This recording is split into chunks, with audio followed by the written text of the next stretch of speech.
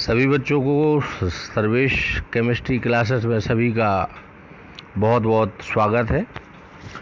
और आज हम कक्षा 11 के लिए इकाई 2 लेकर के आए हैं, जिसके अंतर्गत हम एटॉमिक स्ट्रक्चर या स्ट्रक्चर ऑफ एटम की क्या क्या आवश्यकताएं होती हैं हमें उसको समझने के लिए आज हम इसका अध्ययन करेंगे। तो शुरुआत करते हैं सबसे पहले discovery of electron. Discovery of electron के बारे में बहुत सभी लोग लगभग ऐसा नहीं कि ना जानते हो, सभी जानते हैं कि सबसे पहले थॉमसन ने इलेक्ट्रॉन को 1897 सन 1897 में डिस्कवर किया था। लेकिन उसके पहले क्या ये जानते हैं आप कि इसकी रूपरेखा किसने बनाई थी? तो आज चर्चा करते हैं। यहाँ पर मैं कुछ मेंशन करूँगा तो उसको आप गौर से देखिएगा। सबसे पहले बता दूं कि जो डिस्कवरी ऑफ इलेक्ट्रॉन है उसके लिए सबसे बड़ा काम किया था जूलियस पिलकर ने।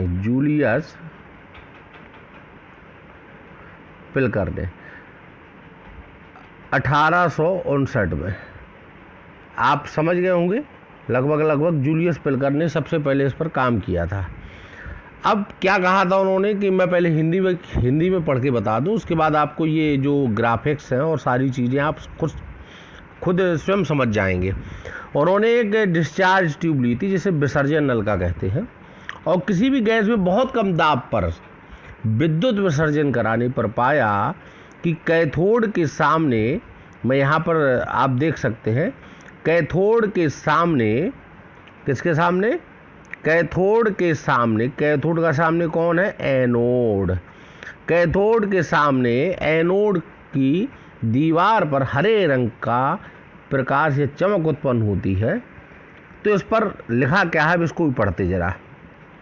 When the gas pressure inside the discharge tube, जब भी किसी गैस का दाब विसर्जन नलिका के अंदर 1 atm दाब पर पहुंचता है, ठीक है, जब किसी गैस के दाब को हम एक विसर्जन नलिका में 1 atm के अंतर्गत भेजते हैं तो वहाँ उस समय विसर्जन नलिका मतलब डिस्चार्ज ट्यूब, वहाँ पर कोई करंट नहीं उपस्थित होता है ट्यूब में।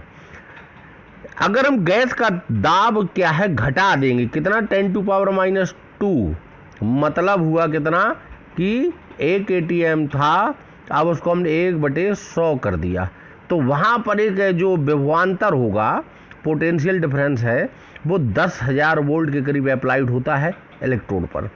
तो एक इलेक्ट्रिक करंट फ्लो होता है, निकलता है, एक ऊर्जा क्रिएट होती है वहाँ पर। और अगर हम गैस का दाब और घटा दें 10⁻⁴ कर दें, तो 1/10⁴ कर दें, एक था पहले, फिर इतना atm आया, फिर इतना atm आया, तो ये हो गया 10⁻², ये हो गया 10⁻⁴। यहाँ पे देख सकते हैं कि इमिशन ऑफ लाइट कीजेज इंस्टीड द ट्यूब ग्लो। मतलब आप समझिए बात को कि एक हरे रंग की लाइट कैथोड के सामने एनोड की दीवार पर एक चमक के रूप में दिखाई पड़ती है। अगर हम इसको लिखने के उद्देश्य से बोलें तो क्या बोलेंगे? 1859 में वैज्ञानिक जूलियस पिलकर ने किसी गैस में एक विसर्जन नलिका में किसी गैस में बहुत कम दाब पर 10⁻⁴ भी 10⁻² atm दाब भी विद्युत विसर्जन कराने पर पाया कैथोड के सामने वाली दीवार एनोड पर एक हरे रंग का प्रकाश उत्पन्न होता है। यही बात यहाँ पर की जा रही थी। अब यहाँ से आगे बढ़ते हैं, देखते हैं किस प्रकार से होता है। यहाँ पर आप पढ़ भी सकते हैं, अंग्रेजी मीडियम के बच्चे, अंग्रेजी मीडियम के बच्चे और हिंदी मीडियम के बच्चे सुन भी सकते हैं। जब चैप्टर खत्म हो जाएगा तो पूरा नोट्स आपको ई बुक में मिल जाएगा। यहाँ पर property of the cathode raise पर देखते हैं। सबसे पहले आता है किरणें सीधी रेखा में चलती हैं। रेज मतलब किरणें, ये सीधी रेखा में चलती है। देखो यहाँ पर सीधी रेखा में चलती है। फिर से एक बार देखेंगे सभी बच्चे ध्यान से, यहाँ पर सबको ध्यान से देखना है। देखो ये सीधी रेखा में जा रही है ना। इसके बाद दूसरा पॉइंट आता है कि इलेक्ट्रिक जो विद्युत क्षेत्र है उस पर क्या प्रभाव पड़ेगा इलेक्ट्रिक फील्ड पर। तो देखो आप नीचे पॉजिटिव है, ऊपर नेगेटिव है, नीचे कितना है, पॉजिटिव है, ऊपर नेगेटिव है। तो अब कैसे पता कि कैथोड किरण किन जिन कणों से बनी है वो ऋणावेशित है या धनावेशित है। अगर ये धन होता तो इस तरफ जाती, अगर ऋण है तो यहाँ आ रही है। देख सकते हैं आप विजुअल में, यहाँ पर बहुत क्लियर है। ये हरा वाला देखना है, मैं फिर से यहाँ पर चिन्ह लगाता हूँ। ये आया यहाँ से देखिएगा, ये आया, ये आया, ये आया, आ गया ना। नीचे की तरफ आ रहा धन की ओर। तो ये क्या करता है, when electric field is applied to a stream of cathode rays they get deflected towards positive plates. It showed that cathode rays themselves are negatively charge. यहाँ से दो बातें क्लियर हो जाती हैं। एक तो ये पता चल जाता है हमको कि कैथोड रेज कैसी, धनावेशित थी या ऋणावेशित थी। अब दूसरी बात आती है मैग्नेटिक फील्ड पर। अब यहाँ से देखिएगा, हम यहाँ पर मैग्नेटिक फील्ड अप्लाई करेंगे। ये देखो यहाँ पर, या यहाँ पर देखो, ये प्रभावित होगी, मुड़ गई। हाँ बिल्कुल बिल्कुल, इसी प्रकार से अब आता है charge to mass ratio of electron. हम किसी भी गैस का ना तो मतलब कैथोड पर प्रभाव पड़ेगा, ना किसी गैस का प्रभाव पड़ेगा। जो इसका E/m है, जो E/m की वैल्यू, E यहाँ पर क्या है, आवेश हो गया, और m क्या है आपका, m आपका द्रव्यमान हो गया। जब आपका m द्रव्यमान हो गया, मैं बैक करता हूं थोड़ा सा, 1 सेकंड के लिए, पढ़ सकें आप ठीक से इसको।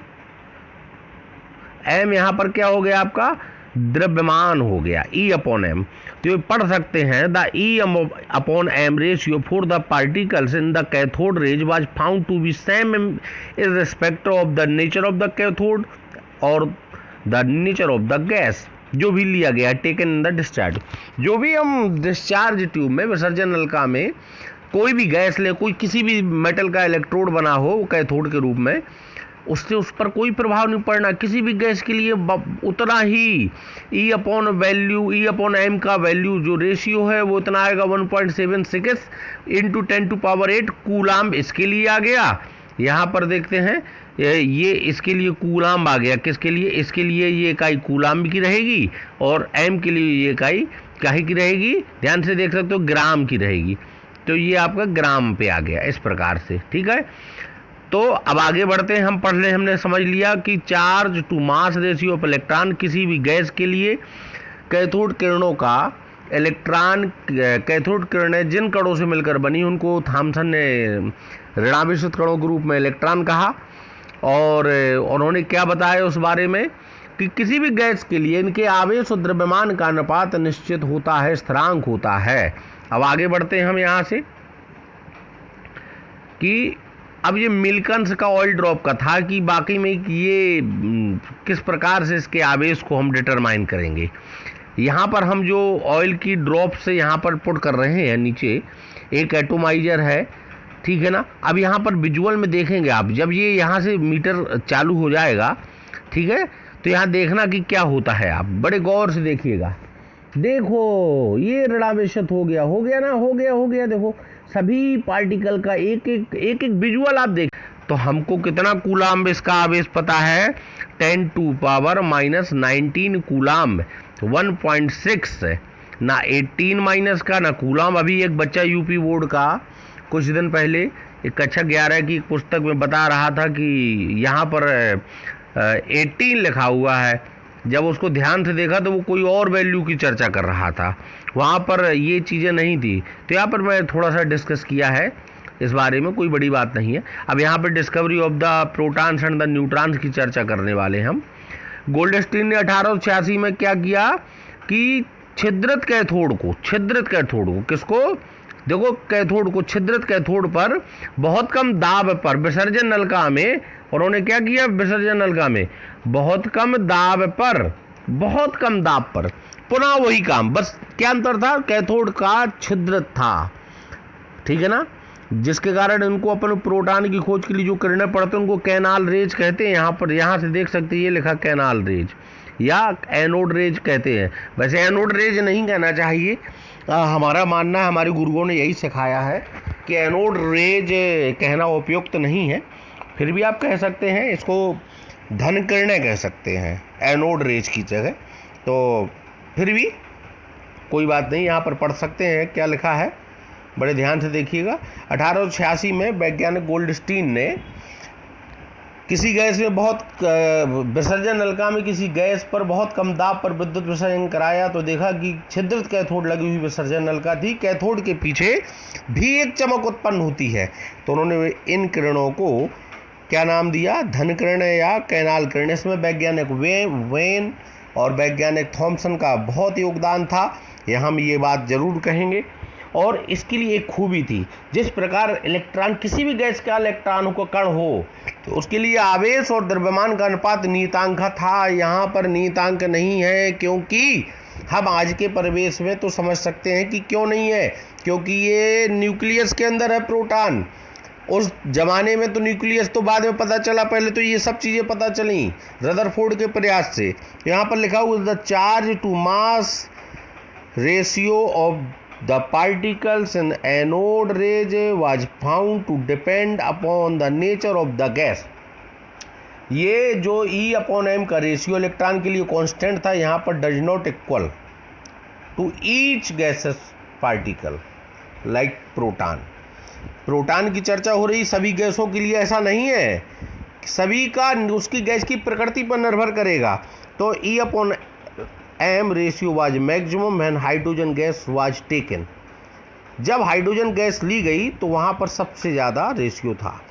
इन द डिस्चार्ज टू द, ये क्या बताता हमको, द पॉजिटिव आयन्स फॉर्म्ड है, जो धनावेशित आयन है बने हैं फ्रॉम हाइड्रोजन से are lightest. These lightest positive charge particle was named protons. Okay, आगे बढ़ते हैं अब हम यहाँ से।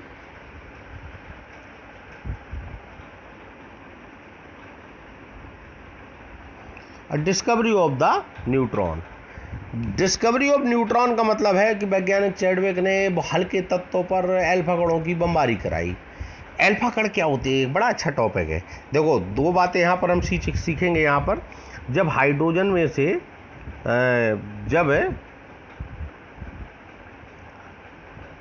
हाइड्रोजन में से एक इलेक्ट्रॉन निकल जाता है तो हाइड्रोजन पॉजिटिव बनता है, इसको कहते हैं हम प्रोटॉन। क्या कहते हैं, जब हीलियम में से 2 इलेक्ट्रॉन निकल जाते हैं, कितने, 2 इलेक्ट्रॉन, तो बनता है 2He4 डबल पॉजिटिव के रूप में, इसको कहते हैं हम अल्फा कण।